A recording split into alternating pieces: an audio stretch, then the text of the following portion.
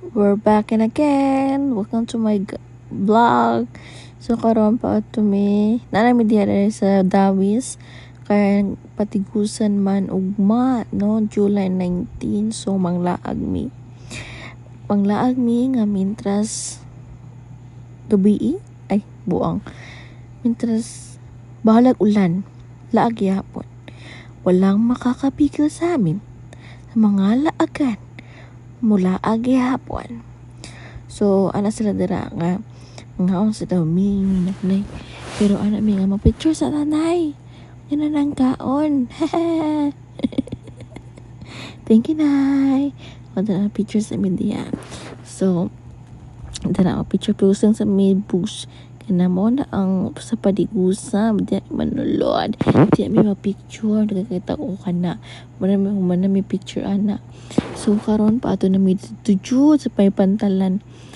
May pantalan. Kauna mo sa Tichiri, si Nanay, si Maki, si Tatay Juni, si Mama Janet, ug si Kaykay. O teras, tang daga nagtao, ug tang lapukat, tigmi kayo ang dalan.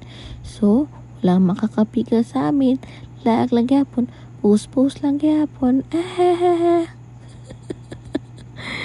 So, nalisod na kahit dahan-dahan lang po. So, karon nagdesisyon mi kung asa mi mo adto. Kay duha man ang linya. Ang linya sa Pikas kay sa Pantalan. Ang isa dito sa may stage. So, wala kami ka-decide. So, karon wala mi pangaon diha. Ay, wala mi picture. So, nagaon na mi tukan. Natukan, nasugipan.